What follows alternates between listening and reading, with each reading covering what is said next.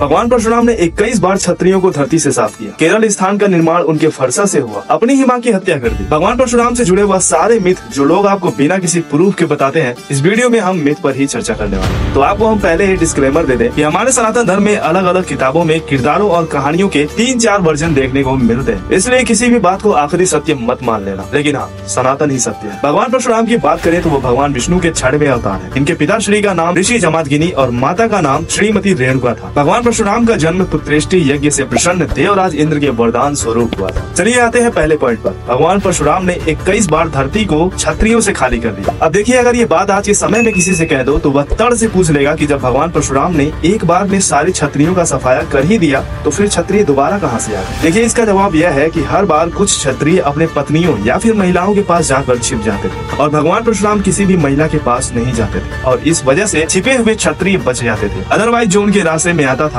वह मृत्यु के घाट उतार दिया जाता था। अब सवाल ये उठता है कि भगवान परशुराम ने क्षत्रियों के साथ ऐसा सलूक क्यों किया। देखिए, इसकी वजह यह है कि उनके पिताश्री ऋषि जमदग्नि को राजा हैहय ने गाय दान में दी थी, परंतु राजा के बेटे कृत अर्जुन और कृत वीर अर्जुन वह गाय वापस मांग रहे। लेकिन जमदग्नि ने जब गाय वापस लौटाने से मना कर दिया तो दोनों ने ताकत के बल पर गाय छीन लिया और अपने पिताश्री की इसी बेइज्जती पर भगवान परशुराम जी बौखला गए। उन्होंने जाकर सीधा राजा का गला ही काट दिया और साथ ही उनके मन में क्षत्रियों के प्रति हीन भावना उत्पन्न हो गई। उनको ऐसा लगने लगा कि यह क्षत्रिय इस धरती पर रहने के लायक ही नहीं। फिर उन्होंने क्षत्रियों का सर्वनाश करने का ठान लिया। परंतु एक पौराणिक मान्यता यह भी कहती है कि उन्होंने सारे क्षत्रियों का नाश नहीं किया था, बल्कि उनके 5 कुल खत्म किए थे। यानी कि उन्होंने क्षत्रियों के सिर्फ 5 पीढ़ियों को ही मारा था, जिसकी वजह से खून की 5 झीलें बन गई थी।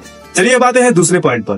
भगवान परशुराम ने क्षत्रियों को मारना बंद भी तो किया होगा। हर कोई तो यही बताता है कि भगवान परशुराम ने 21 बार क्षत्रियों को मारा, लेकिन यह भी तो बताना चाहिए कि 22वीं बार ऐसा क्यों नहीं किया। क्या 21 बार में ही सारे क्षत्रिय साफ हो गए? देखिए, बात जो है कि यह है कि जब भगवान परशुराम श्री राम से मिले तब उनको ऐसा आभास हुआ कि नहीं, क्षत्रिय भी अच्छे इंसान हो सकते हैं। और भगवान श्री राम और ये भगवान परशुराम दोनों ही भगवान विष्णु के अवतार थे और उनकी भगवान श्री राम से पहली मीटिंग तब हुई थी जब भगवान श्री राम ने भगवान शिव के धनुष पिनाक को तोड़ दिया था। सीता माता के स्वयंवर के समय जब भगवान श्री राम ने धनुष को तोड़ा तो चारों दिशाओं में बहुत जोर की आवाज हुई। भगवान परशुराम समझ गए कि धनुष पिनाक को तोड़ा गया है। वह बौखलाए हुए राजा जनक के यहाँ पहुँच गए और वहाँ पर उनका द्वंद लक्ष्मण और अन्य लोगों से हुआ। लेकिन कुछ देर बाद वह समझ गए कि भगवान श्री राम स्वयं भगवान विष्णु के अवतार है और जब स्वयं भगवान विष्णु ही क्षत्रिय का रूप धारण करके धरती पर आ गए तो वास्तव में सारे क्षत्रिय बुरे नहीं हो सकते। और इसी के बाद उन्होंने क्षत्रियों को मारना बंद कर दिया। अब आते हैं तीसरे पॉइंट पर। क्या उनके फरसा फेंकने की वजह से केरल स्थान का निर्माण हुआ था? केरल में एक ऐसी मान्यता है कि यह स्थान भगवान परशुराम के फरसा फेंकने की वजह से बना। इसके पीछे की कहानी यह है कि जब भगवान परशुराम ने क्षत्रियों को मारना बंद कर दिया तो उन्होंने खून से सना हुआ अपना फरसा समुद्र में फेंक दिया और समुद्र देव इतना डर गया कि वह फरसा गिरने वाली जगह से पीछे हट गया और समुद्र के पीछे हटने से जो स्थान बना वही स्थान केरल बन गया। और इसी मान्यता के आधार पर केरल में भगवान परशुराम की पूजा भी की जाती है।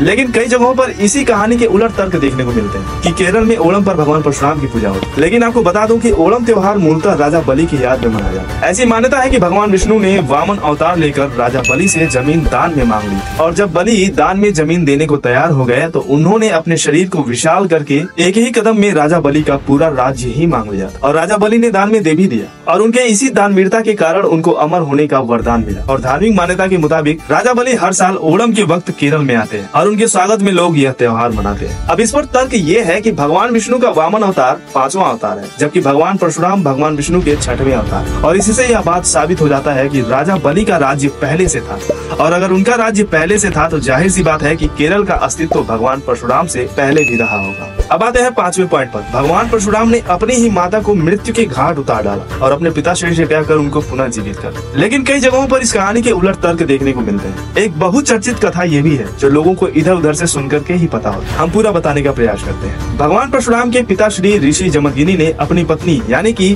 भगवान परशुराम के माता श्री को घाट पर से पूजा करने के लिए पानी लाने के लिए गई। माता रेणुका जिस घाट पर गई वहाँ यक्ष राक्षस जल विहार कर रहा था। अब रेणुका उसे देखने में व्यस्त हो गई, जिससे पानी लाने में देर हो गई और जब वो लौटी तो ऋषि जमदग्नि क्रोधित हुए। उन्होंने पूछा कि इतनी देर कहाँ लग गई, तो कोई जवाब नहीं मिला। अब जमदग्नि जी ठहरे श्री परशुराम के पापा साधारण तो थे नहीं। उन्होंने अपनी दिव्य दृष्टि से देख लिया कि रेणुका जी कहाँ अटक गई। जब उन्हें ये पता चला कि वो राक्षस का जल विहार देख रही थी तो उनका क्रोध चरम पर आ गया और उन्होंने अपने सारे पुत्रों को लाइन में खड़ा करके कहा कि अपनी ही माँ का गला काट दो। अब किसी की हिम्मत नहीं हुई, लेकिन भगवान परशुराम जी ठहरे पिता प्रेमी, उठाया फरसा और अपनी ही माँ का गला धड़ से अलग कर अपने पुत्र को इतना आज्ञावान पाकर अति प्रसन्न हुए। उन्होंने कहा, ए मोवस्त, मतलब जो चाहो वो मांगो। अब भगवान परशुराम इसी क्षण का इंतजार कर रहे थे। उन्होंने कहा कि देना ही चाहते हो तो हमारी माता श्री को पुनः जीवित करो। ऋषि जमदग्नि को भगवान परशुराम की इच्छा पूरी करनी पड़ी और उन्होंने उनकी माता श्री को पुनः जीवित कर दिया। आशा करता हूँ भगवान परशुराम से जुड़े जो भी मिथक थे उनको समझने में आपको थोड़ी बहुत सहायता मिली हो। अपने विचार कमेंट में जरूर लिखिएगा और जय श्री भगवान परशुराम लिखना मत भूलिएगा। वीडियो को लाइक और शेयर जरूर कीजिएगा और चैनल को सब्सक्राइब कर लीजिए ऐसी ही सनातन से जुड़े रोचक बातों और रहस्यमयी घटनाओं को सुनने के लिए। हम शॉर्ट वीडियोस में ज्यादा बातें करते हैं तो हमारे चैनल को सब्सक्राइब जरूर कीजिएगा। हर हर महादेव,